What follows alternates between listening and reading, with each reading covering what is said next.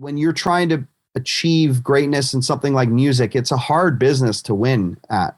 There's so many people who want to be in it, very few who want to put in the work to be the best at it. And so I always say just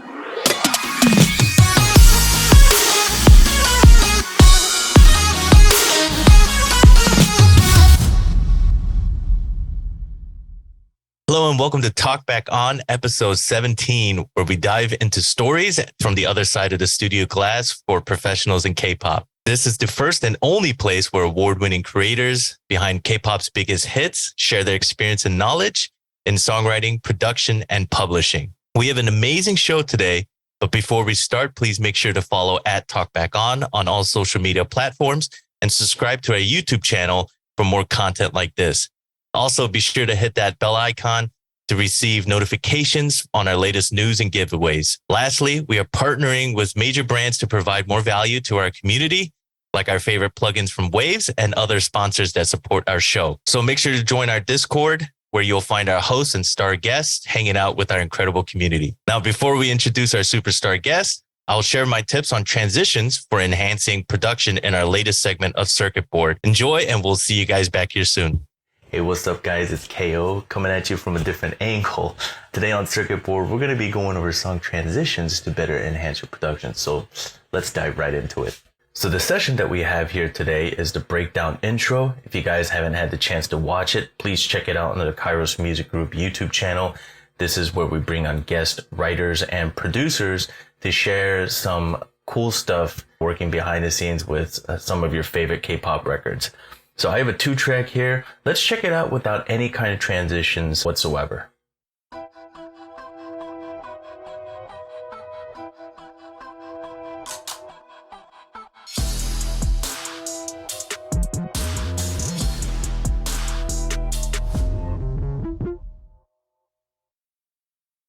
Cool. So the track in itself, it's pretty good. However, I just feel like there can be a bigger impact right when that beat drops. So there are a couple ways that we can kind of approach this. Obviously, you can be as creative as you want, but it could really depend on what kind of impact that you want to make. Obviously, for a track like this, we want to have a very strong impact and really let it be known that, hey, something big is coming. So the first way we could really look at it is either using risers, sweeps, or even reverse percussion. Now, with that, you're actually building up momentum, but there's got to be some sort of release. So what I did was add a riser, and then right at the section right here, you'll notice that I've actually cut out the entire beat. So it's a complete empty dead space. So let's check it out and see what else we can add to it.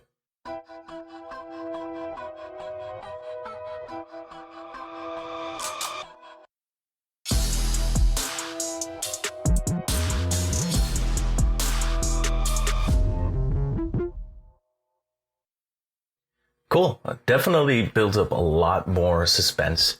Now, what I tried to do is add a tom fill just to give some sort of pickup into the drop. So let's check it out with the tom fill.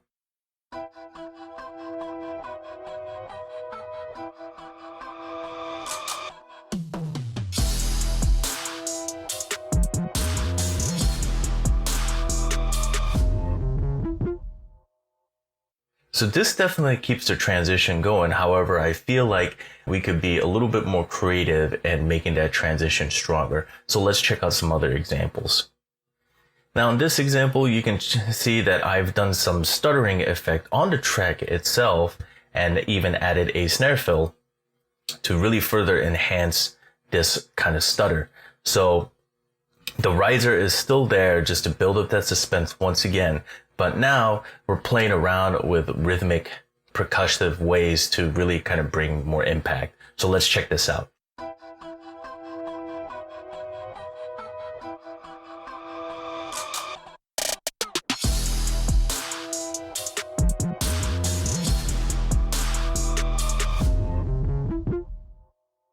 This definitely gives me a stronger impact. However, the next example and the final example I'm about to show you is what is actually on the video. So since this track is for a video, we really wanted to build a transition around something that people will know what they're watching. So rather than using an instrument or a percussion, we built this track around a vocal tag. So you can see that now with this empty space, we have this vocal tag, and we did some creative stuff with it, such as reversing some of the words and stuttering it as well too. And lastly, we added this infamous air horn to really kind of give it a bit more of that impact right before the drop. So let's check out the final result.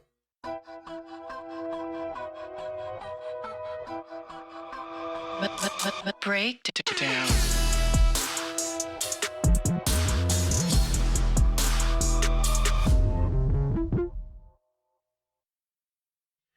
To simply put it, transitions are kind of like riding a roller coaster. There's that long climb up before the exciting part happens. So in music, find creative ways to really emphasize the transitions before going into a chorus or a drop, and that will make that part much more memorable. So I'll see you guys next time. Hope you guys enjoyed this one. Welcome back. Hope you guys liked our latest circuit board. Let's dive right into our episode because I'm very excited to have our guest today on Talkback On podcast. First, we have our legend and award-winning producer / composer who has paved the way for K-pop stars and music, Jay Chong. Woo! Thank you, guys. Next is an award-winning multi-platinum producer and songwriter, as well as the CEO of Decade Plus Music Publishing, KAIROS. Woo! Woo woo. And myself, KO, an audio engineer and director of A&R at Decade Plus Music. Our guest for today probably worked on everyone's favorite records. He is a Hall of Famer, Grammy Award winning producer, songwriter, engineer, entrepreneur with his own signature line of plugins. He's a brilliant mind behind some of the biggest songs from Beyonce, Jay-Z, Kanye West, Dua Lipa, Chainsmokers, Twice, and BTS. Please welcome our guest, DJ Swivel. Woo woo. Yeah. Thanks for having me. Welcome. Thanks for having me. Awesome. I'm sure a lot of our community members and fans recognize your music and the impact that you're making worldwide. So to kick things off, please tell us about how you got here and the story behind your name, DJ Swivel. Oh, well, that's a loaded question. Okay, well, the name, I'll start with the name because that kind of came first before, I really kind of found my journey or my way on my journey. The name was like, there isn't really a special story. It's funny. I told this story earlier today. But I used to promote, I started as a DJ and I used to promote parties in Toronto where I grew up. And, I used to get paid $20 to go stand out in the cold at 2 a.m. and hand out flyers to the people leaving the club for the next week's party. So I did that for a few months for a promoter friend, still a friend of mine to this day. And, then a few months into it, he said, "Hey, do you want to DJ the next party?" And I said, "Absolutely, I want to." And he asked, like, "What name do you want to have on the flyer?" And I didn't really have a DJ name at that point. So I wrote a bunch of names down and I just came up with DJ Swivel and it seemed like the best one. So not the most creative story, just like there was a need to have a name. So I came up with something and then it sort of stuck. But yeah, that's sort of the beginning part of my journey. And I was, DJing in high school and producing in high school, and then decided to sort of make it a career. So I did a year of school at Full Sail and then moved to New York. And I started an internship for a guy named Duro, who you may know him for Desert Storm Records. He's a CEO, partner with DJ Clue on Desert Storm Records. They signed a rapper named Fabulous. And I was Duro's intern. Duro's a Grammy Award winning producer, engineer, mixer, A&R. He gave me my first shot. He gave me my opportunity to sort of like, could I take the trash out better than everyone else sort of internship, right? Mm-hmm. And within a year, I became Fabulous's engineer and started recording him. And I did a couple albums and a few mixtapes with him, toured with him. And then I met, someone from Beyonce's team actually through Fabulous. And he called me one day saying that Beyonce needed a fill-in engineer. Her engineer was sick, I guess. So I came in, I did a few days of sessions with her and they seemed to go well. And then she invited me back to record her whole album 4.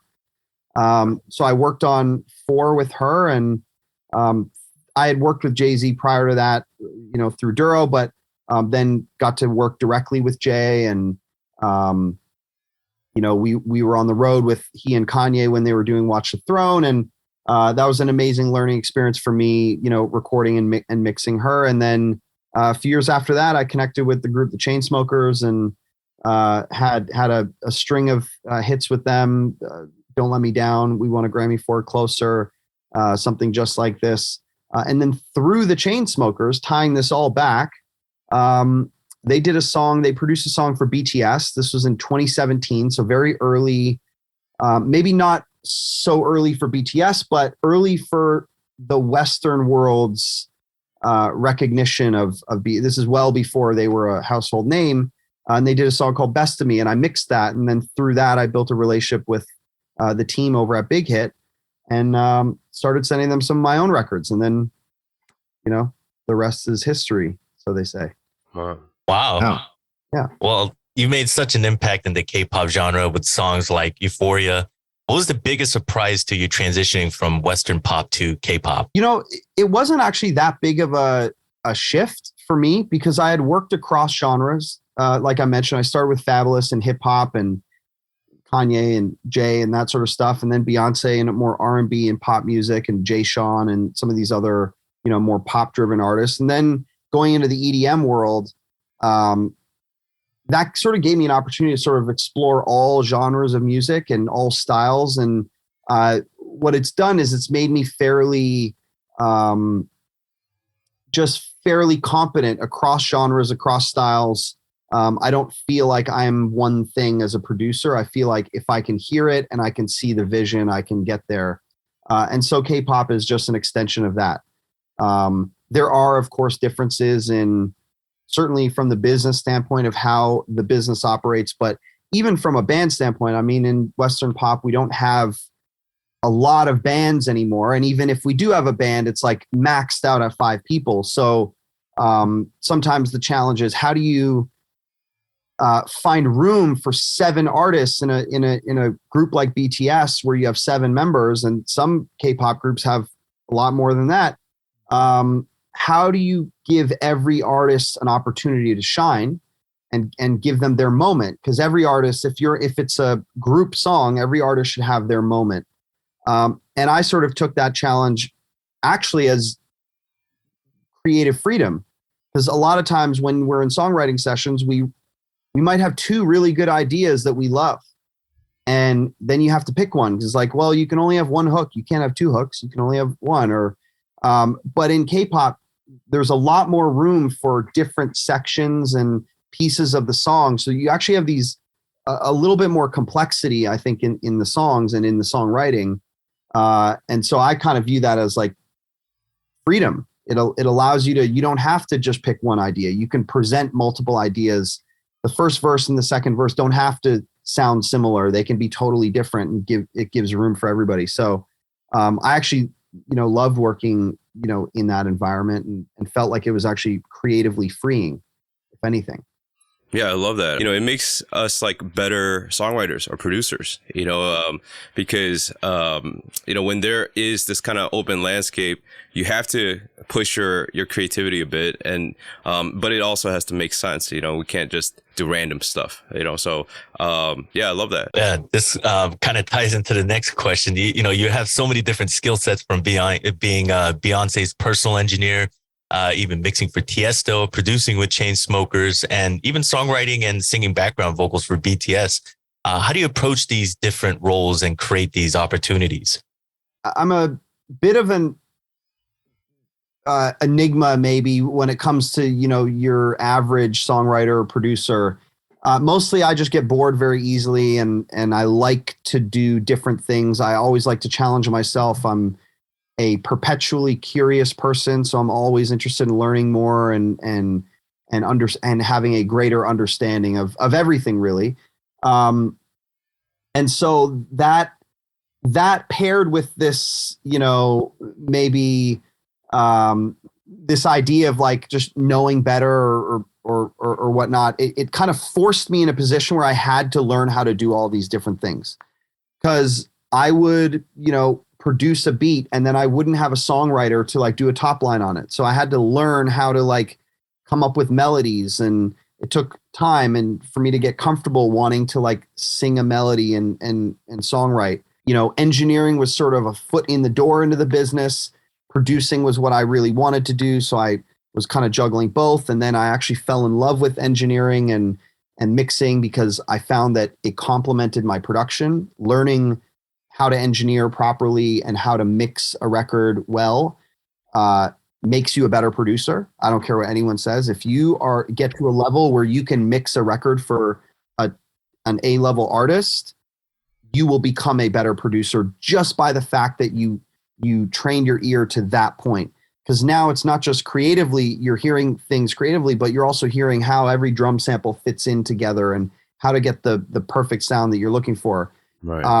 So all of these things kind of built off of one another, and it didn't all happen overnight. It started with engineering and then, mixing and more production work. And then I sort of expanded that with songwriting, and then, expanded that with actually singing vocals on certain songs. And certain artists like the Chainsmokers gave me a lot of freedom with that. They would, sometimes you're in sessions with artists and you don't have ultimate freedom, right? You have actually sometimes a fairly small leash, like, hey, we want this thing, give us that, blah, blah, blah.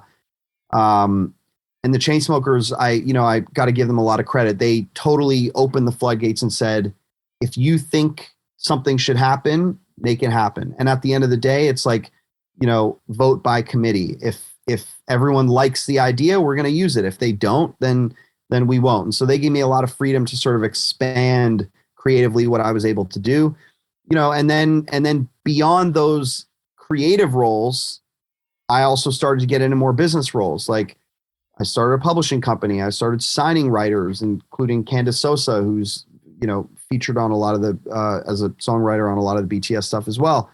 The plugin business, some venture capital stuff. So I've always been this way. And it's not going to stop. I'll continue to sort of evolve, and I don't know where it's going to go, but I won't. If I'm in the same place I am now in 5 years, I would consider that a failure. So. Yeah, I love that. I think one thing too, especially in the creative role, being well versed in so many different skill sets, it allows you to kind of help you envision the record, the end result a lot more too, right? Yeah. Having a huge background in engineering, you kind of know, hey, there's that term mix as you go, right? And I've noticed that you tend to do that a lot, especially when it even comes from the basic production ideas. So it's cool to have those kind of skill sets, and it helps you, I think, as a creative to build better taste, but not only that, just to kind of have a goal kind of mindset for each of your projects that you work on. So that's cool, man. And to be honest, a lot, and it even extends, like for most of my career, for example, I went unmanaged. All of the biggest hits, all of the biggest opportunities and things that people might recognize, my name for, that was all, I didn't have a manager or a team. It was all me. I learned to, for example, read my own contracts because, I felt that it was important to know so that if I didn't like something, I'd be able to have a conversation with a lawyer and have an educated conversation with a lawyer. So there was a period of years where I would mark up my own contracts. I'd read them. In fact, what I did to learn it is I hired a lawyer to go through like the complexity of a contract. And I just learned all the things that I'm supposed to know, all the little things that labels throw in there that they're not supposed to put in there that you got to figure out. And then I just use that as like a class, basically, use the lawyer as a teacher. And then I just started marking up my own contracts for, all of the smaller things. If you're mixing one song or two songs, like nothing that is like, too, that I could mess up too easily. So I just think it's a good habit to be, if you're in business, if you're creative, like just to be curious and learn every side of it. Even if you don't plan to do that side as your career, you're going to be interacting with these people on your team, and you should have a good idea of how all the pieces work and how all the working parts move together, so that you can ask the tough questions and you can make sure that you're being well represented by your team or well represented by the collaborators that are around you, and what you're talking about. Because I see a lot of creatives, and I try to mentor as often as I can. But I see a lot of creatives who are totally uninterested in the business part of music. But the reality is it's called the music business for a reason. This is not a hobby anymore. We do this as a career. So learning every aspect of that, I think, is key, and something I wish more songwriters and producers would do. And you wouldn't hear so many of those stories where people get, screwed or whatever. And we've all heard it, and we've all probably been there too. So, the curiosity extends well beyond just creating music. At what point in your career were you like, or did you start working with the management? The whole Last year. Last year, First time. Wow, really? Oh, I mean, that's not entirely true. I've had a couple managers along the way, and none of them did more than me. And so I said, Yeah. why? Like, I don't need you. Like, I just don't need. Yeah, I worked like close to 30 years without a manager. I still don't have a manager. So but you can I bet you can have a conversation with any manager in the game and they're not going to be able to,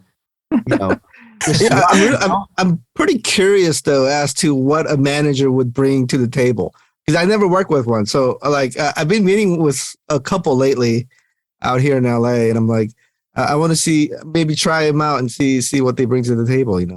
Yeah, I mean,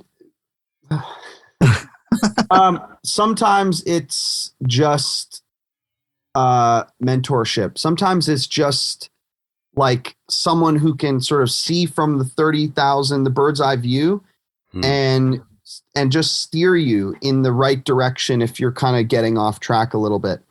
But other times some managers are doing a lot of heavy lifting.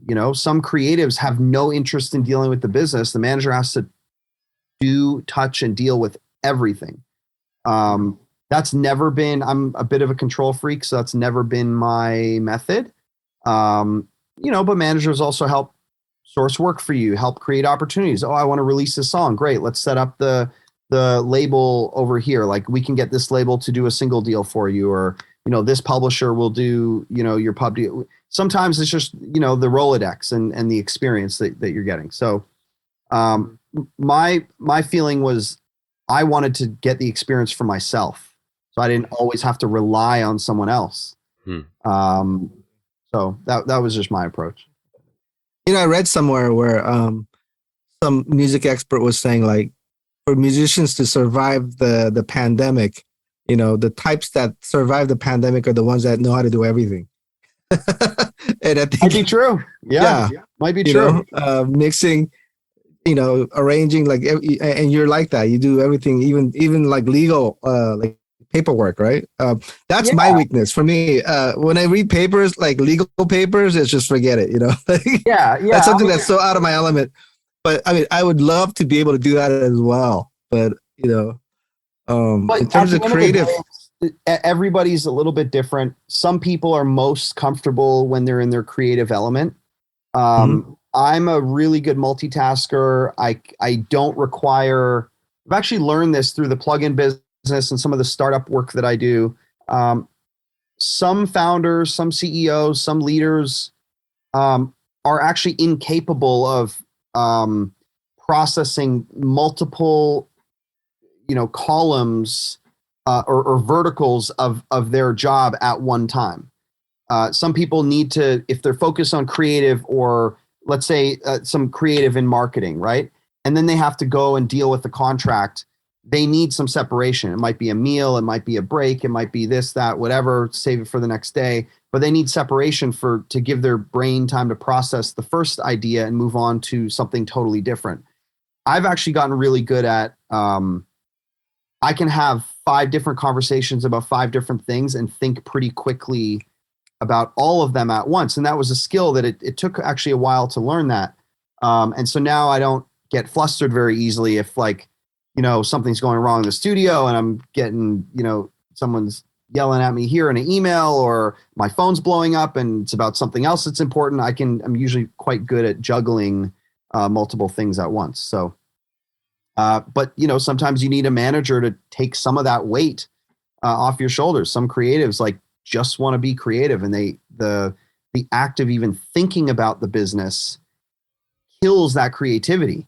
And for those people, you need a manager who's going to do a lot of heavy lifting so that you can just keep your brain 100% of the time in that creative sort of like that zone, you know? For me, it's like, I just know that no one's going to want it more than me, you know? And if I want to get something done, you know, there's no one's going to care to do it more right than me. And so I think at the end of the day, it's just like, you know, I rely on myself, but at the same time, just like you said, I think you said it really well.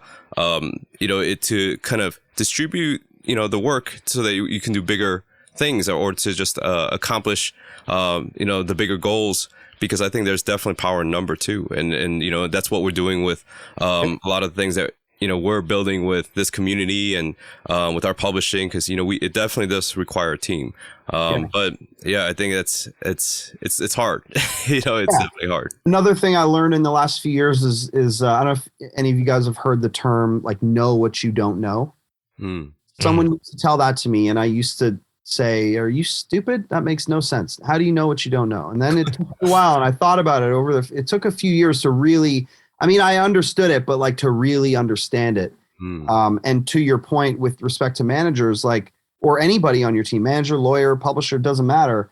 Sometimes it's just about having somebody in a position who has the experience to provide you that sort of mentorship or leadership in certain areas, right? You might have some person on your team who has a ton of experience in one area, and you know that you don't have that. So you're going to have them around so that you're benefiting from they've already made all the mistakes. They've learned the lessons. You're benefiting from the lessons that they've learned over time. You know, and that's, you know, that can be a very valuable thing, but you got to have that person who can really, you know, teach you things and whatever. And I'm at Hallwood now, and that's Neil Jacobson, who's like a legend in the music business, and really, really smart guy. And he's somebody who anytime I sit down with him, I'm going to learn something new every time because of that wealth of experience that he has.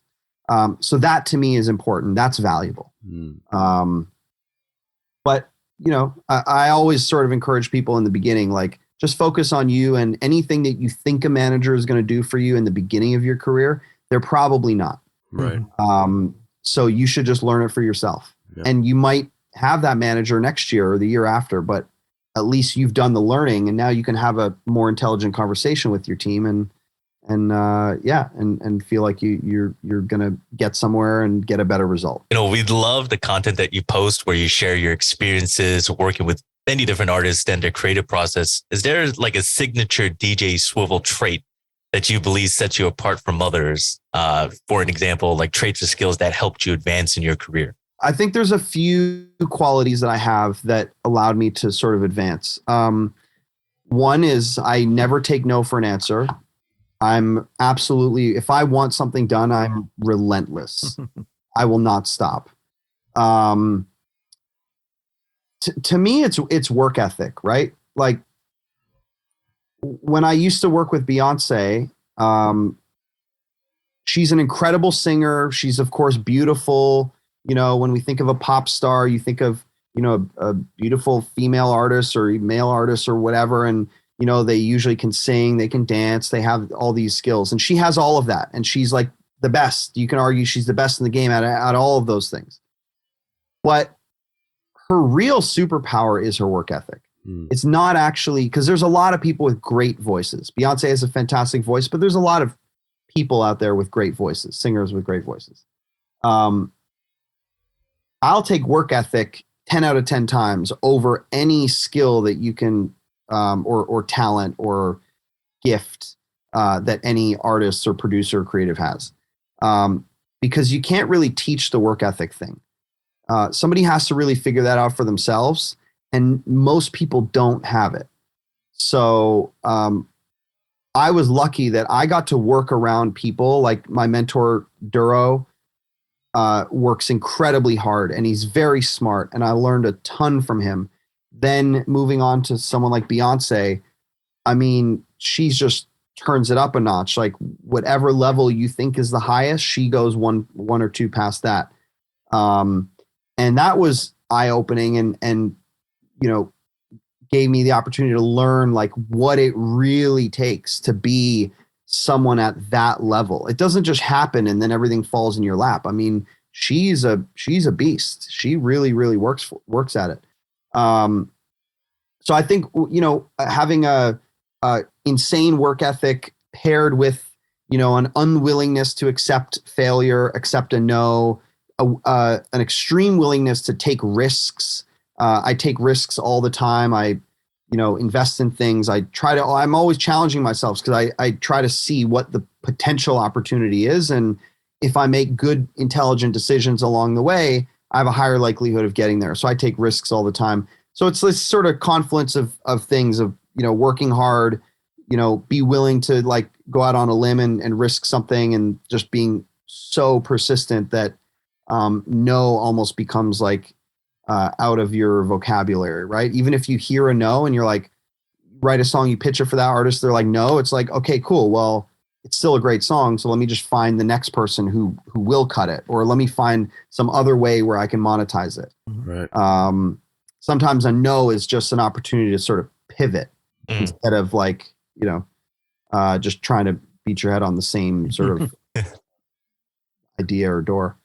I love that. I think, rejection is always, it's part of it. In fact, it's your path to success. And, it's bound to happen. I remember when Kairos would tell me this all the time when I was a young little cowboy, that, it's how you bounce back, what sets you apart. And I love that kind of mentality that you have of just constantly just moving on. A no is just, as you said, just another way for you to just kind of pivot and move into a different direction. So that's awesome, man. Yeah. Or knock on a different door. Whatever it takes. But, having a thick skin in music, I think, is key, because we all probably, I think everyone here can agree. Like, I bet you hear no 9 times for every one yes, right? Absolutely. That's what it feels like to me. I don't place every record I write or produce. Like, you're placing a small percentage of them, 10%, less than 10%. I don't know, but it's not a lot. Right. And so you have to be willing to accept that in a business like this, I remember, someone DMing me saying, oh, you guys, people like you never, understand what failure is, because all you guys do is, win awards and all. And I was like, what in the world? Like, it was just crazy. Yeah. But I gotta say, there's nothing worse than being on or being surrounded by people that are just not like-minded. Like, for example, I was talking about this morning. It's like playing on a basketball team, and there's like a baseball player, a soccer player, and then they're trying to play basketball with you, but they're not really the right people to win a game with you. And so, I think in that case, like, you just gotta really just kind of look and have the awareness to, surround yourself with the right people too. Cause, sometimes you might not get the best advice. Sometimes you might not be surrounded by people that are playing exactly the same sport as you, and so if you're losing and you're behind and everyone around you is not really playing the same game, or they're talking, or they're not even paying attention, it's really hard to find that motivation. Right. So in a situation like that, I want to ask you, how would you kind of get yourself out of that situation, especially at a studio setting when there's a lot of creative minds and you're realizing, oh man, this is not. That's another loaded question. Because so how would I do it? I would just tell them directly, like, you're not helping, get out. Fine. I don't. I've gotten to a place in life where it's like, I've learned that you can't please everyone. You can't make everyone happy. Yes. I really believe that it's such a cliche thing to say, but I totally believe it. Like, your net worth is your network, right? Or your network is your net worth. I don't know which one comes first. Either way, essentially, boil that down. All it's saying is, if you hang around smart, successful people, I try to make sure that I'm the dumbest person in the room as often as possible. I like feeling, I like having conversations with people who make me feel stupid. Right. Because that's a learning opportunity. Other people hate those conversations because they feel stupid. Mm-hmm. So they want to surround themselves around people that make them feel better. Right. And so I always just try to keep my focus on whether it's friends or in business, in the studio, collaborators, whatever. having people around me who are bringing something to the table that I don't have, Right. To learn from and build off. So it's super important, 100%, because I was, my answer to that was that, no matter how badly you want to win, if you're not on the right team with, the right people, especially like the supporting cast, you're not going to win, at the end of the day. So, yeah. I think so we can put up 50 and still lose, right? right. Big time. So, yeah. So. Well said. Now we're going a little bit more into the technical side of things. In your personal setup, what are the 3 most important things that you have to have in your session? In my session, okay, 3 most important things. From a gear standpoint, is that really? Obviously, a good pair of speakers, because that's translating everything that's happening in the. I mix in the box, so I don't really care about outboard gear. I'm of all engineers, I'm like the least gear focused you're ever going to meet. I actually think most gear is a waste of money, and is a waste of money for most creators, because they're buying it and it's not actually providing them what they think it's going to provide them. I find a lot of gear in music is purchased because of a feeling of imposter syndrome, right? I'm not good. Oh, Max Martin has this, so if I get this, I'll be able to make a song as good as Max Martin, which is insane. Max Martin could work on the stingiest of setups and he would make a great record, not because he needs the gear, but because he has the ear. So I always joke, like, I'm not a gearhead, I'm an earhead. But there are a few things you need. A good pair of speakers is like, that's the tires on the car, right? Like, if that's not translating, you're not going anywhere. So you need a good pair of speakers. I have my Pro Tools Carbon interface, which I love, and I have a Neve Shelford channel, just a really nice channel strip, which I think is just helpful to get a good vocal and things like that. So I'd say those are probably my 3 most important pieces of gear. Yeah. Awesome. What about in terms of like vibe, just kind of setting up your mental or your mindset, or going to before going into a session? Well, so going back to what I had said before, I'm very capable of having multiple different conversations thrown at me at any given time and being able to manage them kind of simultaneously. So what that means is, part of that skill, if we sort of deduct out like what I'm talking about here, is I don't really need anything to set up a vibe. I can kind of, I don't need the time to sort of set the mood. I tell myself this is what we got to focus on. And then, I'm not the most emotional person. I'm very analytical and logic focused, and, my brain is what's doing all of this. So why do I need to, feel better about myself to get in the mood to want to write a song? Like, just get in the studio and start playing some ideas, and hopefully something creative will happen. And I mean, that's the way it happens, right? That's, I think, the way that most magic happens. You guys, I'm curious to get your thoughts on it, but all you guys make music. So, yeah, that magic, like, you never know where it's going to come from or how it's going to occur. So just getting in the room and doing it is more important than, trying to get mood lighting or something like that. I don't know, lighting some incense or something. I don't know. I think by the way, vibe can help. I'm not saying vibe can help, but it's just not a priority for me when I get in the studio. Sure. I mean, I think the strangest thing I've seen, I don't know if I'm even allowed to say this, but will.i.am used to have these like owls sitting on the speakers. And I just think like that's like live owls, or just it was like that would have been dope. But like it was just like these like owl figures, and he used to always like take them with for every session, and maybe he thought there was good luck behind it or whatnot. Little idiosyncrasies and stuff. Yeah, honestly, I am the complete polar opposite of that. Like, I would never. No, I don't need anything. Just point.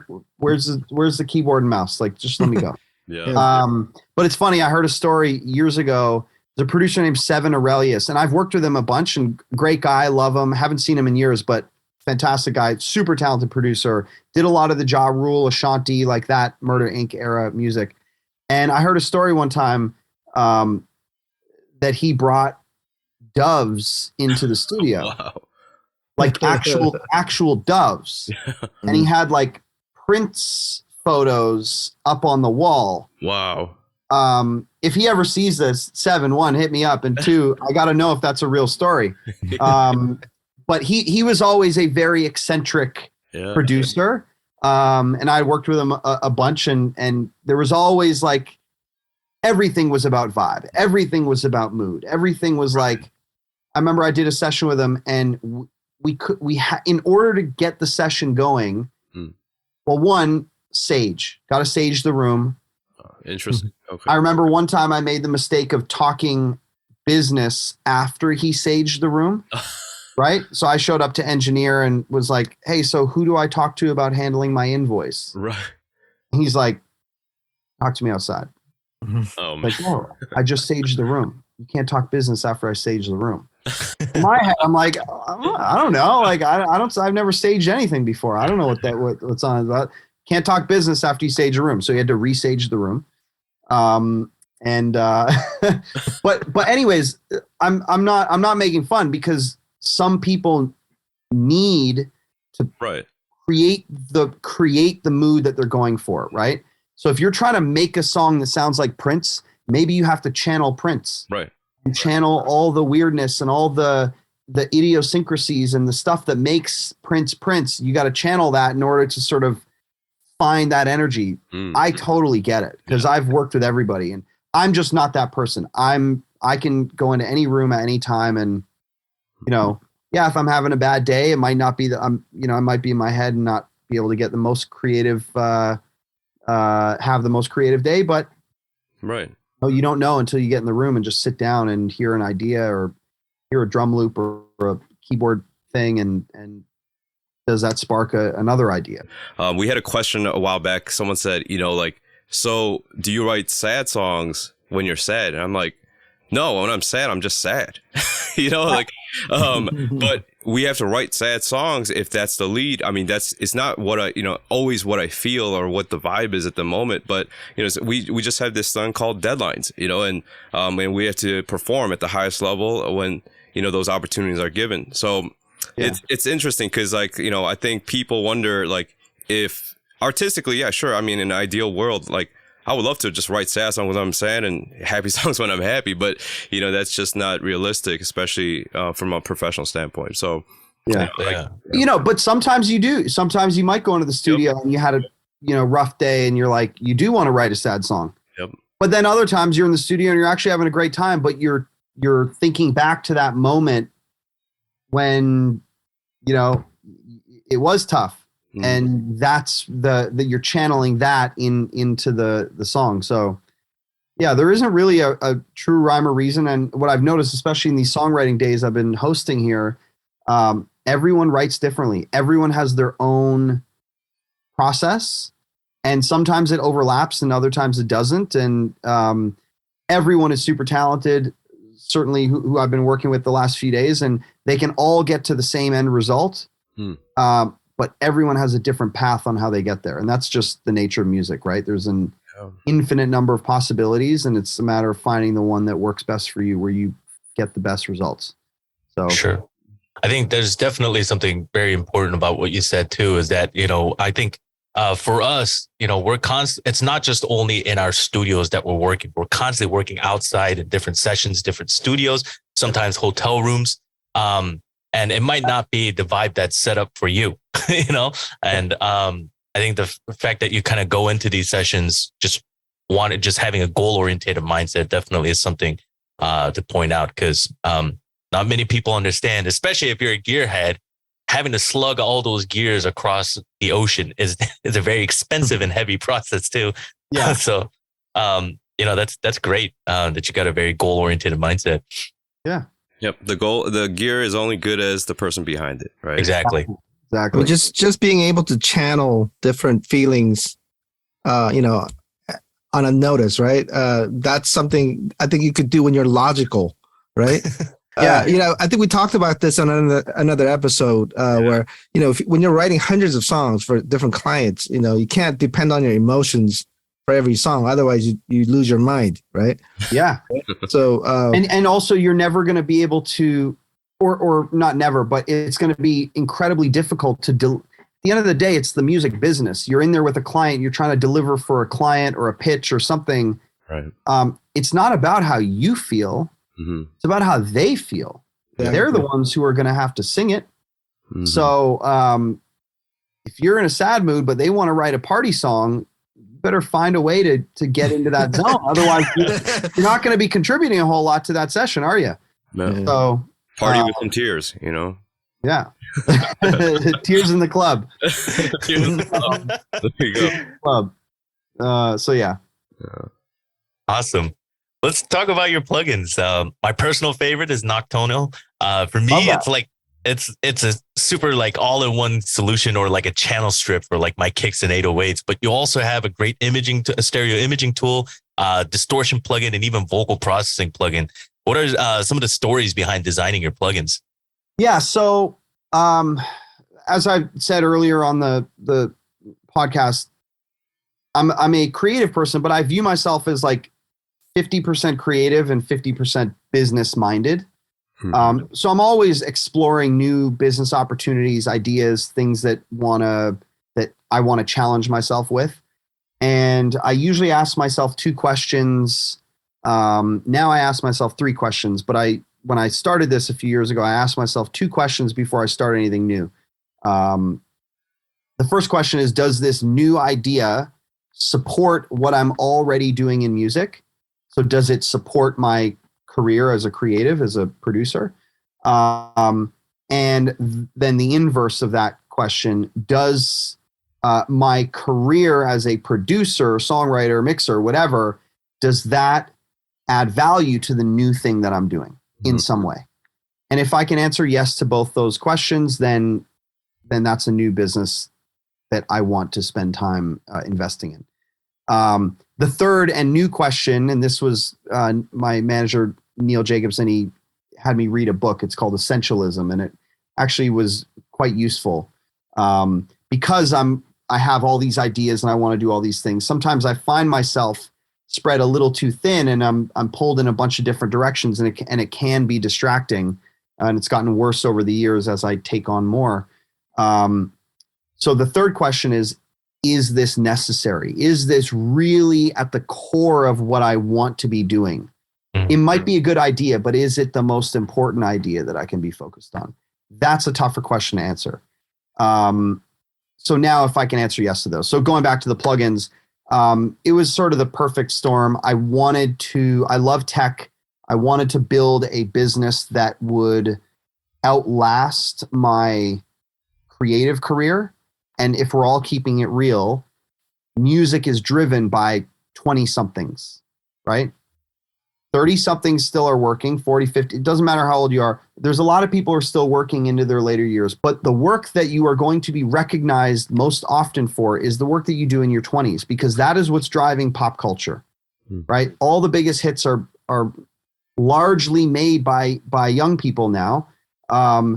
And obviously there's amazing producers like a Max Martin, like a Ryan Tedder, like a whatever, who've been around, but they're never going anywhere. They're always going to be here. Timberland, Swiss, Dre, whatever, Pharrell. But when styles change, when things evolve, it's usually because some 22-year-old did something really dope, right? And so I thought, I'm in my mid-30s now. At some point, I'm not going to be the guy who's getting the phone call anymore. I'm going to have to be chasing the guy who's getting the phone call or gal.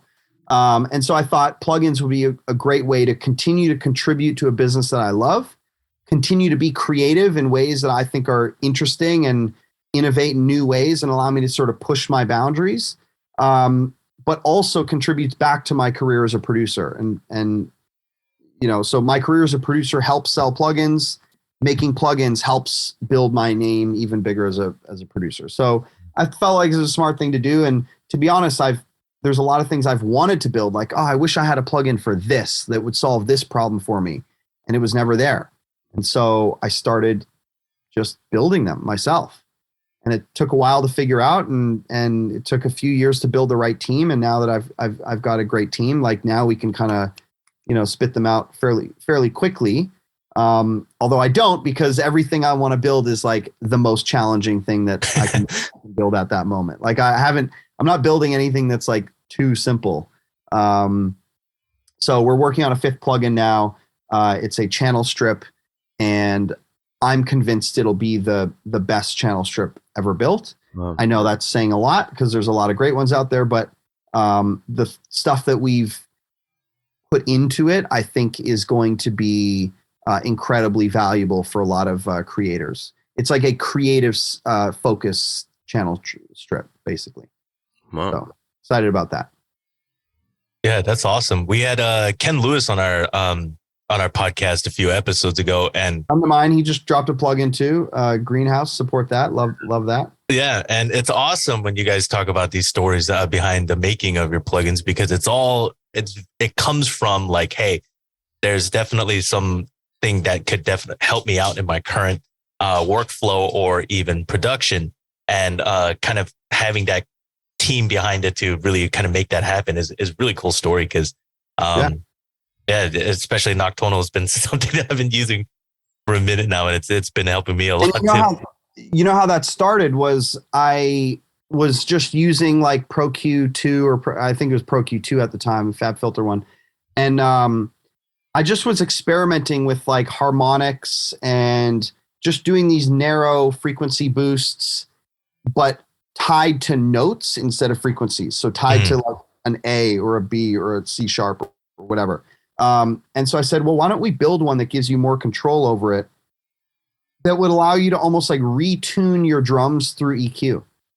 And sometimes it's not meant, it doesn't always have to be so obvious. Sometimes it's just a matter of, subtly you have this like tight kick and you just want to boost, like, you're working in the key of D. You want to boost the resonance around D and the harmonics, the even and odd harmonics around D. So you push that a little bit, and now all of a sudden you find your kick starts to glue to the track a little bit better.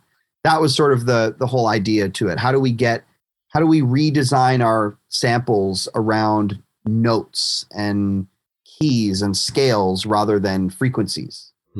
Right. That was sort of the concept behind it. Thanks for sharing that. I think here on Talkback On, we talked about having something like the right attitude, understanding culture, embracing failure, bridging expectations. What are some practical ways that our viewers can prepare for entering overseas markets like K-pop? With K-pop, I think the biggest thing is just being open-minded. I don't know how you guys, I'll actually want to ask this question to you, because I had this debate the other day. Like, when I think of K-pop, I don't actually think of it as a genre of music per se. And nobody kill me here. I'm going somewhere with this. And I'll use BTS as the example. BTS, they make pop music.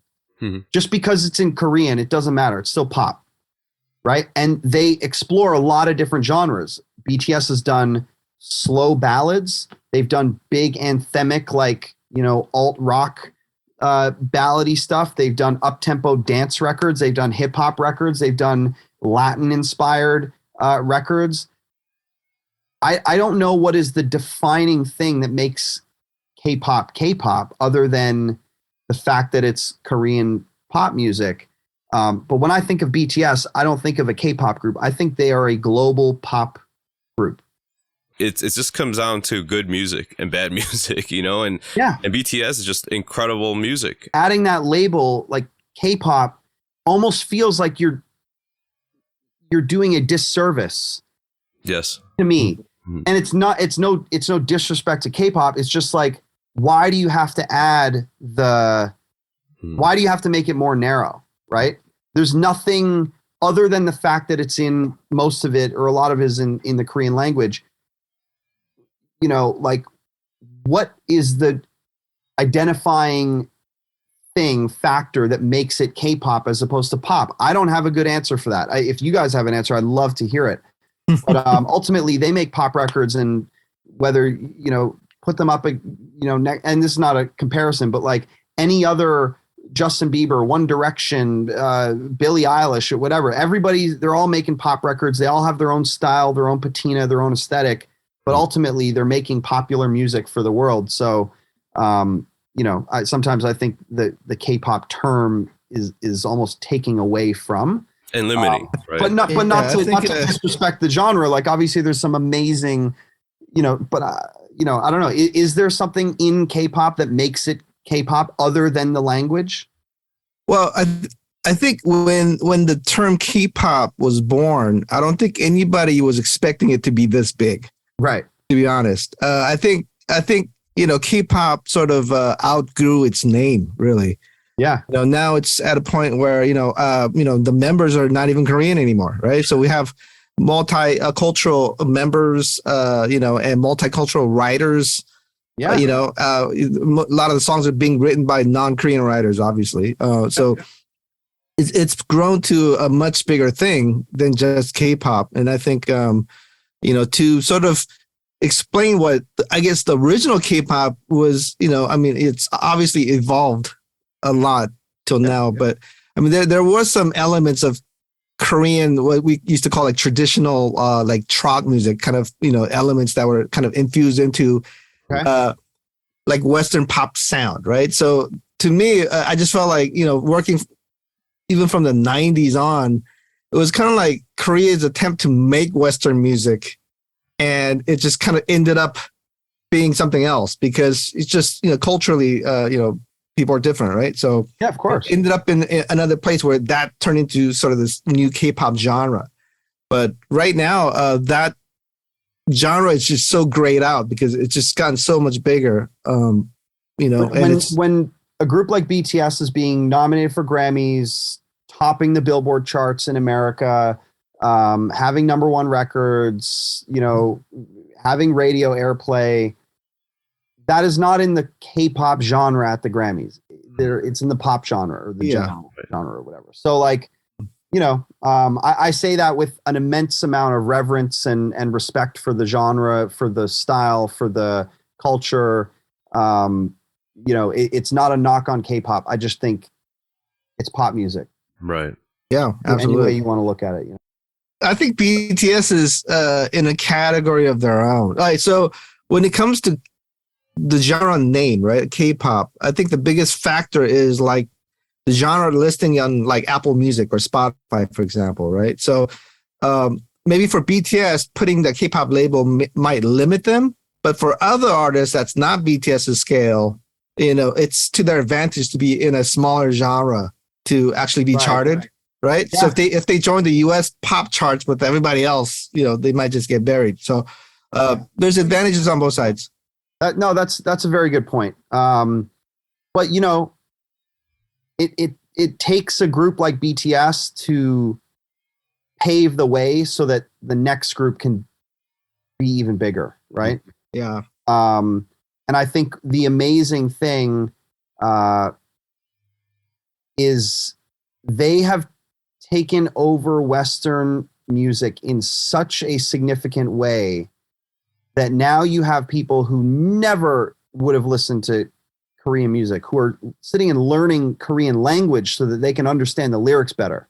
I think that is something unique that, the Western music, the Western, like, Psy was big for a moment, but that felt memey and like it was super popular and everyone paid attention to it, but it was like the song was popular or the video was popular and the aesthetic and everyone was like, this is so cool, whatever. But I don't think the average Western listener cared about Psy as a person, right? And I don't mean that in a disrespectful way, just like your favorite artists, your favorite groups, it's not just the music you care about them as people. Right. You care about what they're doing. You want to know what they ate that day, what kind of clothes they're wearing, what their fashion is, what their thoughts on, this, political thing is, whatever. You care about their thoughts and their feelings as a human being. And BTS opened the door to that. Mm-hmm. And my hope is that that's going to leave the door open for more groups who are in their position or were in their position from years ago, to be able to make records and appeal to not just the Korean audience, but a truly global audience. And, I think kind of that's the opportunity that is sort of presented for every new K-pop artist group, whether you're solo or whatever. Now you have people who care about the culture. So now let's make music that can sort of cross all these lines. Right. Yeah, I just want to add to that too, because a while back, I think it was like on Clubhouse, which I think Clubhouse is like pretty dead now. But the best way to kind of explain that, I think, was the analogy I gave about blues music.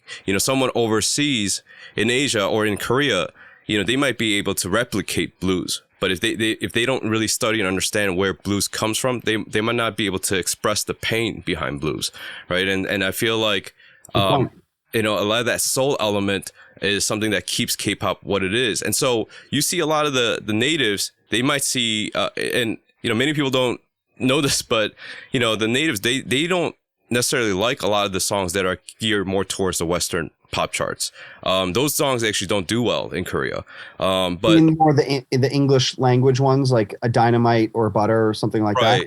Yeah, and some of the groups that are actually doing really well in the States that are from K-pop aren't necessarily selling records in Korea.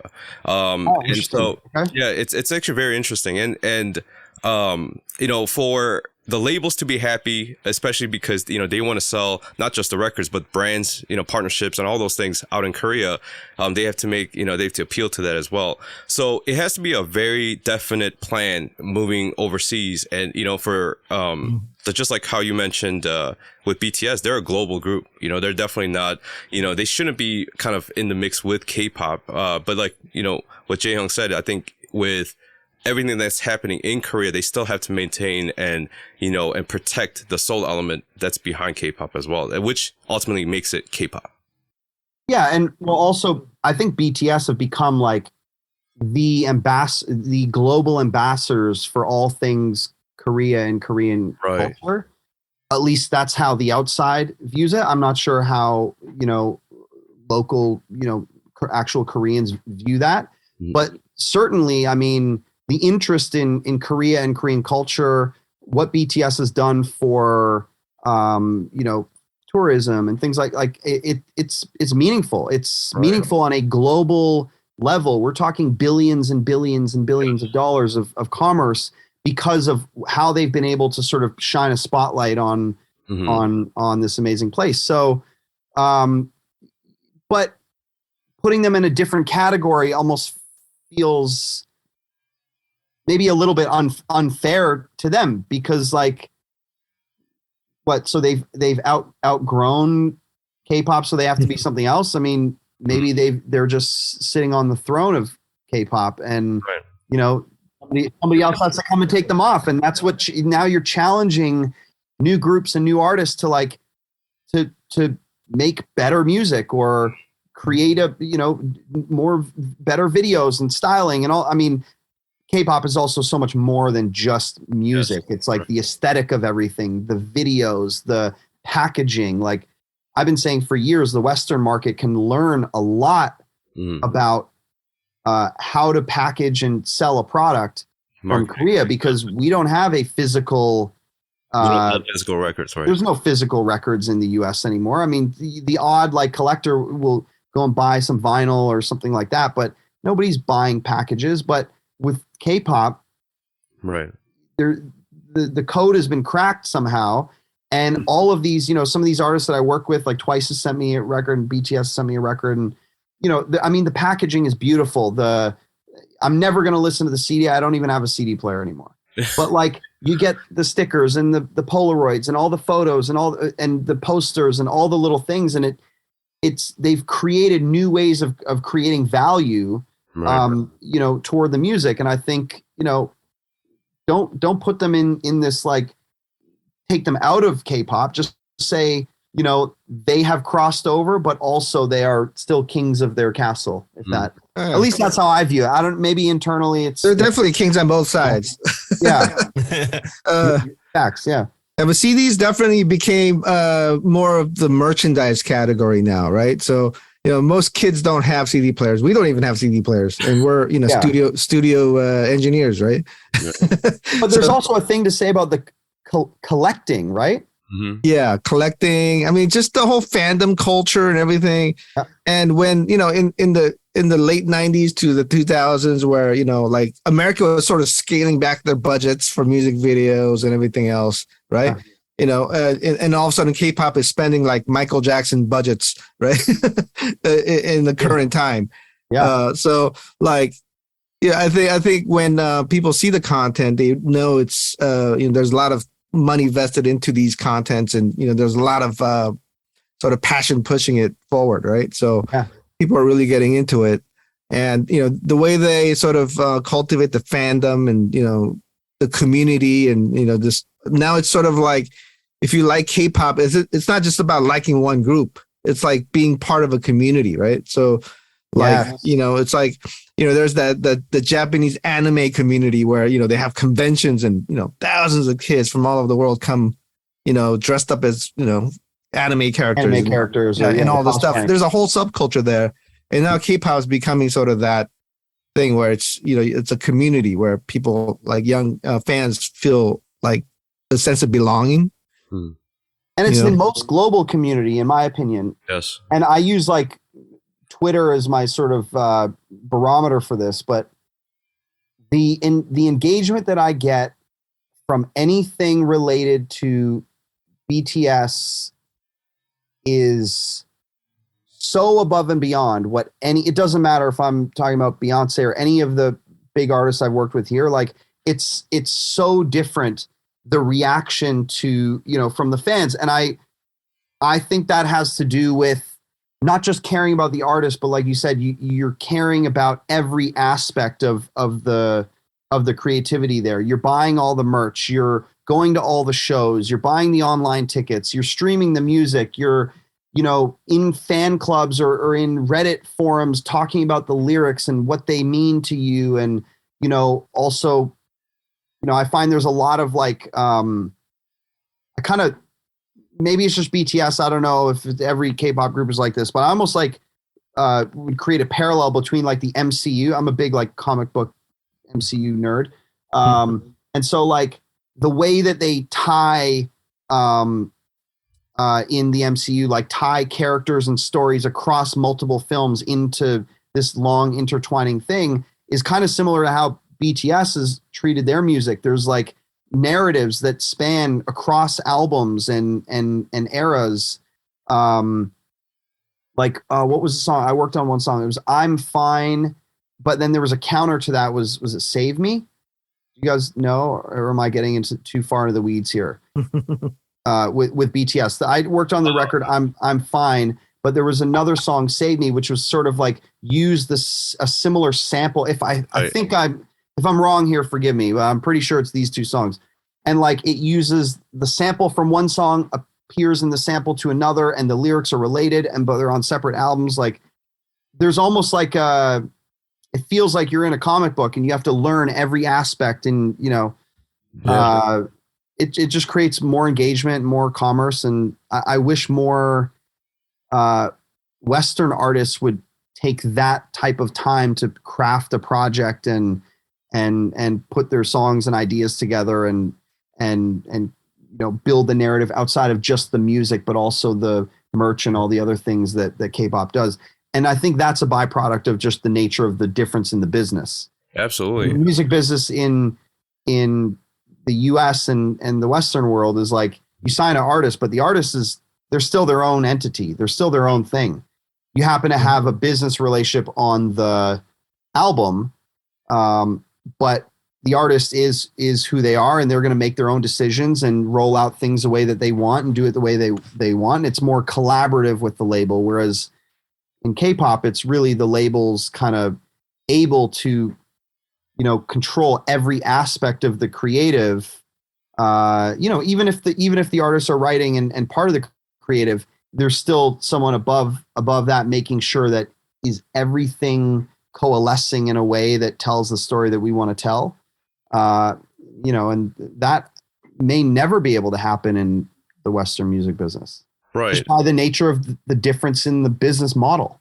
Yeah, Right. absolutely. Yeah. I mean, even amongst creators, right? Like, here we go to NAMM and, people know each other, recognize each other. And, we respect each other's work. We kind of express that here. Like you go to, or for K-pop, you could go to an event like KCON and all the fans know, the people behind the songs.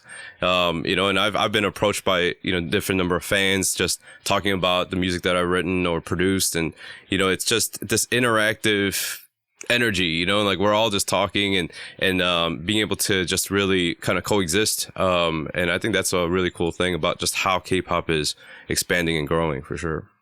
Yeah, they care. They care. And right. and there's like almost, I think once we sort of really fully adopted streaming over here, like music became disposable. Because there's a new song next week and a new song the week after. It became disposable. Right. So what K-pop's done really well is make music not disposable, make it really valuable. Absolutely. Actually, the music and all of the creativity that surrounds the music, it's a valuable cultural thing. And with streaming, we don't really treat it like that anymore. With Western artists, we don't treat it like that anymore. We kind of just say, well, this is the hit for this week, and next week you get something new. Right. And then people move on to the next song. And maybe that instant gratification of streaming, this is sort of a byproduct of that. It trains people to just like look for the next thing. Right? Mm-hmm. So K-pop's done a tremendous job at avoiding that type of consumerism for something and making it still more art driven. Does that make sense? For sure. Yeah. At least that's what I noticed. No. Wow, awesome. Do you have any advice for the aspiring producers and songwriters in the industry that possibly want to become the next DJ Swivel? Sure. I mean, there's so many different things that I can say. I sort of sum my career up with a few different traits. Like one is when you're starting out, like be prepared to provide value. For me, that was an unpaid internship. And I worked literally 3 years unpaid. And I know that sounds insane. I was juggling like some paid work but I was still interning during the day, 8 hours a day or more unpaid. That's the best way of providing value. You cost nothing. If you make a mistake, people will accept it and say, oh, you're learning. It's all good. As soon as you start getting paid, if you make a mistake and it's bad enough, you stop being paid. You get fired. So when you're an intern, it's actually I wish more students would embrace this. And it's tough. Like things are getting expensive, inflation, life's hard. I get it. Everyone, work, you gotta, get your value. But when you're trying to achieve greatness in something like music, it's a hard business to win at. There's so many people who want to be in it, and very few who want to put in the work to be the best at it. And so I always say, when you're starting out, be as valuable, create as much value for whoever you're working for, wherever you're at, or whatever you're facing as possible. Take the unpaid internship, use it as education. It's free school. They charge you to go to school. You can get a free job. Yeah, you got to do a little bit of work, but you get a great education from it. Then, like I said earlier in the podcast, like you got to take risks. Sometimes if you believe in something, you have to go after it. What is the quote? Not every crazy idea is great, but every great idea is crazy. Did I butcher that? I think that's it. That was pretty right. Yeah, basically I say that to say, like, sometimes if you believe in what you're doing and you believe in yourself and everyone else around you is saying, nah, you can't do it, it's too hard, that's never going to work, blah, blah, blah. Like, you got to put yourself around people who are going to, lift you up and support those crazy ideas. Mm-hmm. And so, I think those are two skills or two qualities that I think are good lessons. And maybe a third one is, when I started, I said yes to literally everything. It didn't matter if it was mix this song for $20 or it didn't matter what it was. I literally just said yes to everything. And what it did is it allowed me to meet way more people, network more, build relationships. Generally speaking, when you say yes to everything, it means even the things that you feel are below you or beneath you or not enough value for you. When you're starting out, say yes to it. Doesn't matter, because you're not in this. Yes, everyone's in business to make money eventually, but the creatives who last love making records. Mm-hmm. So you shouldn't be so worried about money right away. Focus on meeting as many people as you can, making as much content, creating as much as you can. And then you notice things just start to happen for you. They just like, you guys know, you've all done it. Like you work on this project and then you get a call from the producer on that project. And then you work on another project and the A&R you worked with liked the work you did. And so they call you for another project. And, that's kind of how everything goes. So the more rooms you put yourself in, the more people you meet, the more things you say yes to, creates more opportunities for you to be called back. And when they call you back, you did a good job. Now you can, raise your rate a little bit. So I'd say those are probably the three most important things looking back. If I had to add a fourth, I'd say put your music out. So we're producers. We write songs all the time. Yep. How often are those songs you write them and then they sit on a hard drive and they never see the light of day? Like most of the time. And so this is a lesson that it took me 15 or 17 years to learn now. But they shouldn't just sit on your hard drive. Find a way to do something with them. Whether you put it out as an artist thing, you license it for sync music, whatever, like, get your stuff out there, put it out, even if it's unpaid. Like you never know what's going to happen once it goes online. So, and there's no excuse now with all the platforms out there. Yeah, you can get it. You can instantly distribute your music in 5 minutes for very little money. 15 years ago, to get distribution, it wasn't easy. You had to go to BMG and say, hey, we're going to do a whole rollout. We're going to make 60,000 CDs. What? Now you just upload it. It's great. It's easy. And if you don't sell them, they'll send them back to you. And charge you for shipping. Yeah, exactly. Yeah. So a garage full of CDs, Exactly. So hopefully those are a few. Those are probably the ones that I would deem most important for young producers. Yeah. Awesome. Amazing. Awesome. That's awesome. Anything you would like to plug? Any future? I know you mentioned your plugin, but your social media, your website, etc. Future releases. People can check me out, djswivel.com. The plugins are there. My work stuff is there. At DJ Swivel on pretty much all social media, Instagram, Twitter. I don't really use Facebook, but you can find me there if you want to. TikTok. And is there anything I'm plugging? Not really. Just kind of, I'm in this, the pandemic, if I'm keeping it real, was incredibly uncreative for me. I actually really hated making music during the pandemic. It was driving me insane. And just in the last few months, I've now moved and whatever, and I've refound that passion and love for the creative process. And so right now I'm kind of just in a building phase of just getting back in and just writing with everybody and saying yes to every session and just doing everything.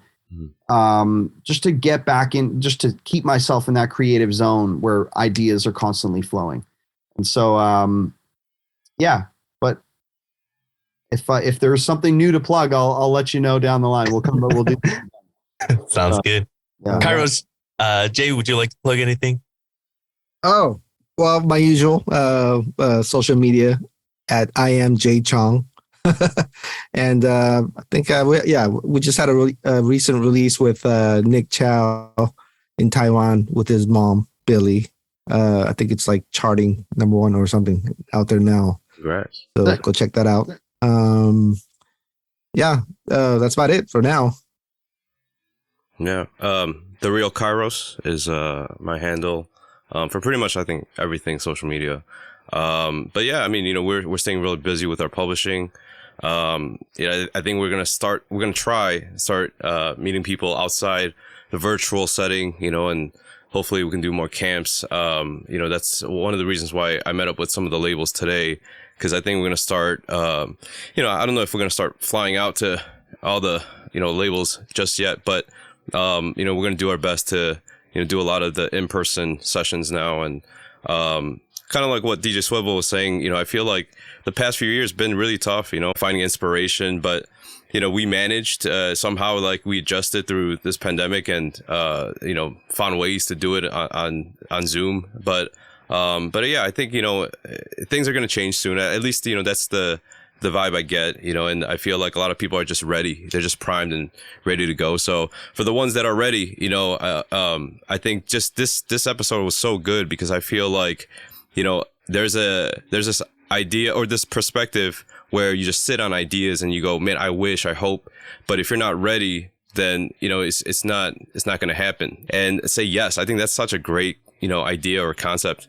Because right now, like, especially what we all went through, it's like, what better time to fail, and just figure things out, and I feel like this is such a great time for us to, just find new, even just just new talent and new things that we can offer, especially just with all the resources that are available online and podcasts just like Talkback ON podcast. And so, yeah, I think it's just a great time for us to be creative. And, what we are doing with Decade Plus Music is just that. We're really, helping with a lot of the publishing, but also, helping to expand and inspire others creatively. So, yeah. Well, we got a link. We got to write something. Absolutely. Yeah. Gotta work on some tracks. Make it happen. We'll do it live on the podcast. Awesome. But man, seriously though, today I think it was like one of the first episodes where it was really insightful, man. Like I think it was like probably the most realistic sort of answers to every question. It was really great. Well, I always try to keep it real. So yeah, I learned a lot. Sometimes you say something you think it's gonna sound. I just speak my mind. And yeah. One thing to take away here, guys, there's no substitute for hard work. So hope you guys enjoy this episode. Stay humble, stay busy, and definitely look out for one another. We'll see you guys next time. Bye.